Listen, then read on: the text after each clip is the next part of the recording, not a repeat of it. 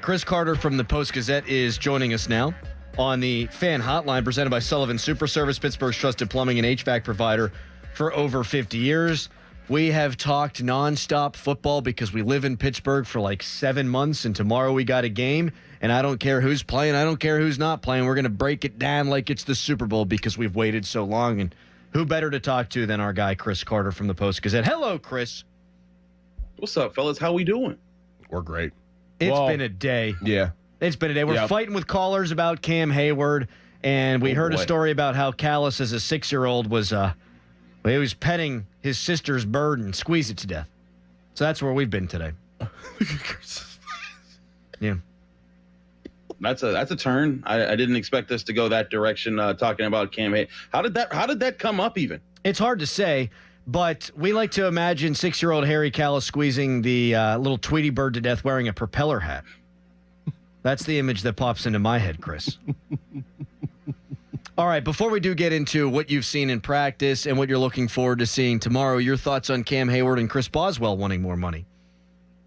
I mean, I think Cam Heyward and Chris Boswell are two of the best players at their positions. They're not paid at the level that they are the best players at their positions. So they're wanting more money. And they're not making a big stink about it. The funny thing is, as reporters, we didn't even really notice that Cam Heyward was holding in. We just thought he was taking vet days because he practiced at the start of camp and he was talking to the guys. Whenever he wasn't practicing, he was right with the defensive linemen. We just thought, oh, okay, he's just being Cam because he doesn't really need to practice. They need him to be fresh for the regular season. So that was a big surprise to us when that came out. But I get it, man. I know some people are upset. He's like, oh, he just got an extension. Yeah, but you know what? That extension was given to him because a lot of people were saying, well, Cam, you're injured last year. You're 35. You're not going to be able to bounce back from your injury. And then he proved he did. So now he's probably sitting there saying, hey, guys, I deserve the kind of money that the top guys are getting. Maybe not the top of the top, maybe not the most of everyone, but definitely not like I think like when I looked at overthecap.com, he ranked like in the 20s of interior defensive linemen in an average per year basis of their remaining contracts. So that's not what you want if you're Cam Heyward. You say, hey, I deserve more. And I know some fans are going to say like, well, he negotiated his contract. Guess what? There's times you go back throughout their careers, like Jerome Bettis, when he was the tail end of his career, the Steelers fought, Jerome, you're not as good as when we signed you. So we're going to renegotiate this deal and take some money off of this. That happens a lot in the NFL. So this is just the shoe being on the other foot. Cam Heyward, I think, overperformed on the contract they gave him last year, and he wants to get paid more. And I think he's in a position where he's not. This isn't like, if Patrick Queen lit it up and he's asking for a new deal, in all respect to Patrick Queen. But this is Cam Heyward. This is the dude that's been with you since 2011. He's the face of your franchise. He is the soul of this team. I think he's in the position to ask for something like that. And Chris Boswell, right now, I think is the best kicker in the league. So I think those are unique situations. Chris, if you were to take a guess, how much do you think that Cam's looking for? Like, how much do you think he wants? Like, do you think it's more? I would say Go ahead. 24, 25 million a year. I just see a lot of guys.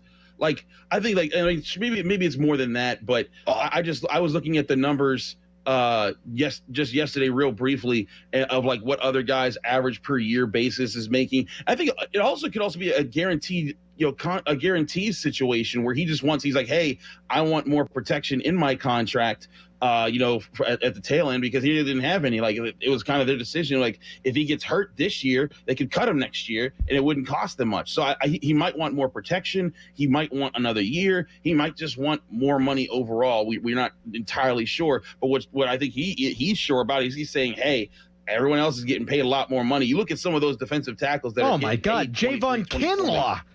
Exactly. That guy sucks.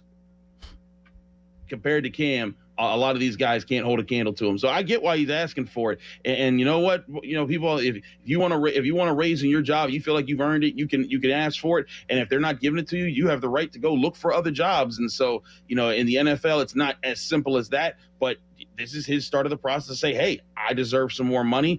I think the Steelers and him will come to an arrangement, just like I thought that they would come to an arrangement last year, just like I thought the Steelers and TJ Watt would come to an arrangement.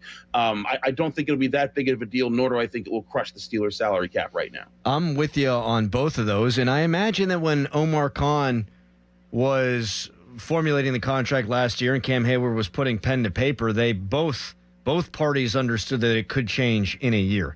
Like, I guarantee you Omar knew if Cam outperformed it, and they had the cap space that they could eventually be where they are right now. Chris Carter, the Post-Gazette, joining us here on the Fan Morning Show. Bob Pompiani going to join us at the bottom of the hour. He's very worried. Hey. He's worried because last time we tried to have him on before a preseason game, his alarm didn't wake him up.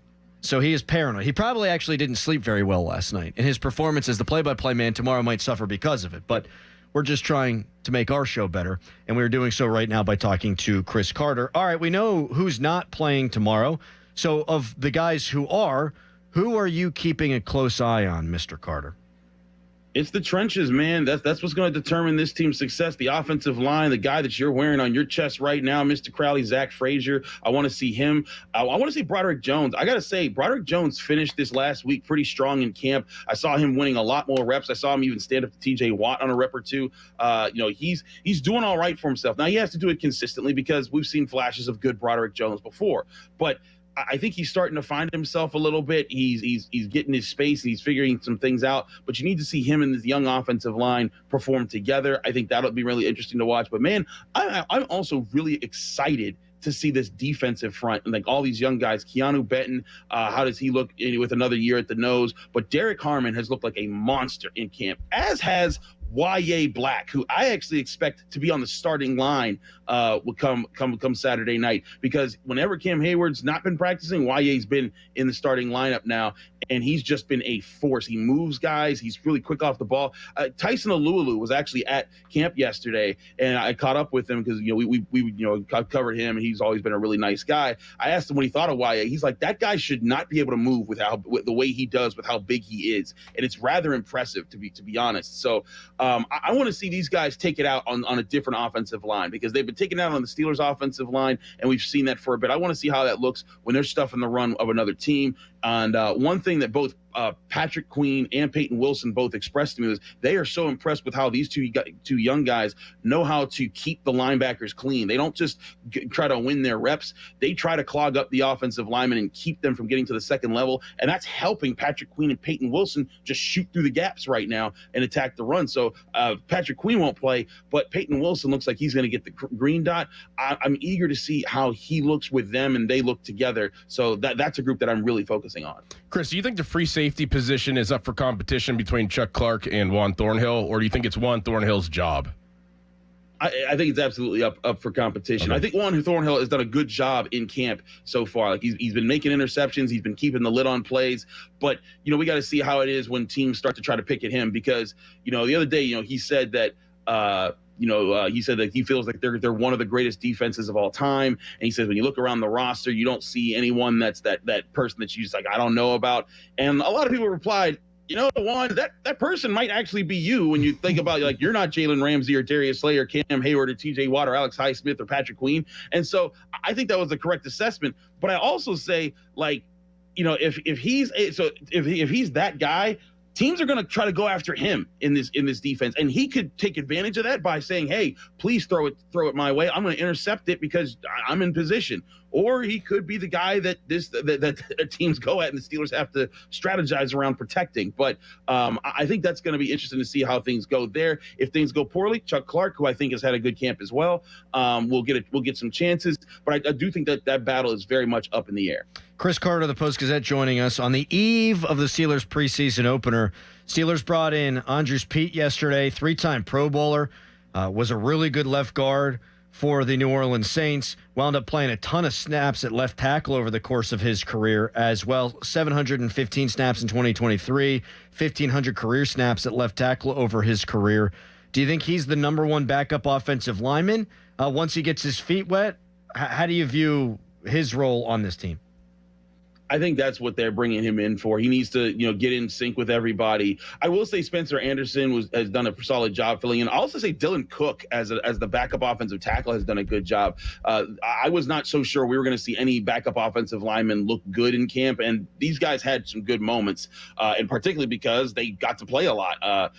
Calvin Anderson went down early in camp, and he was the first offensive tackle off the bench, so Dylan Cook filled in for him. Broderick Jones took off like about 4 or 5 practices. Isaac Seumalo missed quite some time. That allowed Spencer Anderson to fill in. But I've liked what I've seen out of those two guys. But still, you throw in a guy like Andrews. this is an experienced guy. He's going to be able to plug in, learn your system, and just get the bare minimum done. Kind of hold the line so that it's not like a young guy who's just figuring out the NFL is making big mistakes. But I think it's a good addition. That was one of the additions I think they needed to make, and maybe even one more to get a more veteran presence that's a backup on the O line for a break glass in case of emergencies with how young everyone is. Chris, are you excited to watch Travis Hunter? And do you think it's going to work out with him playing both ways? I know he's a first-string receiver and second-string corner.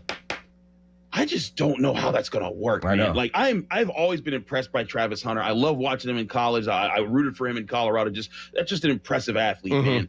But like, Doran, you've been in the NFL. You are gassed after possessions, man. I just don't know how he's going to be able to go out there and truly run his routes hard, play as hard as he does at wide receiver, and then try to contribute on defense. I think that's way too much. I thought he should have committed to one position and said, I am going to put every effort in just being the sharpest at this position as I could possibly be, wide receiver or corner.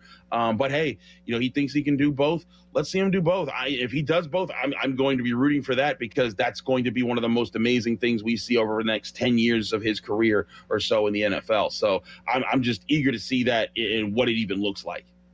You think Roman Wilson's going to play tomorrow? Because he was going to be like the number one target share guy, but he got a little dinged in practice yesterday. Did you see it? How bad did it look? Do you expect him tomorrow night in Jacksonville? I got to admit, I only saw like a tidbit of it. I didn't think it looked bad, but we also don't know because, Calvin Austin got dinged a little bit and we haven't seen him since. Yeah. So, injuries can be really weird. I think Roman Wilson will play because I think he has something to prove. And they want to see it. Now, I will also say Roman Wilson's another guy who has steadily improved throughout camp. Early on, the first week or so, we were wondering, like, man, we're not even noticing this guy. What's going on? But he's getting open. He's catching passes. He's working routes. And it took him some time, I think, to figure out how to run some of those routes the way that Aaron Rodgers particularly liked. But now he's starting to do that, and they're connecting, and he's making some nice plays, and he's using his speed. And so I think that they do want to have him out there so that he can finally get some reps because he didn't even get preseason reps last year. So I do think he'll be out there, but I'm not gonna pretend like I know what's going on with the medical staff right now with him. We're going to talk about football next week that we've actually seen with our own two eyes in stadium, Chris. Oh, cannot wait, man. Looking forward to it. Thank you for jumping on with us today. Thanks for having me, fellas. Thanks, Chris. See you, pal. Chris Carter does great work at the Post-Gazette and the Locked On Steelers podcast.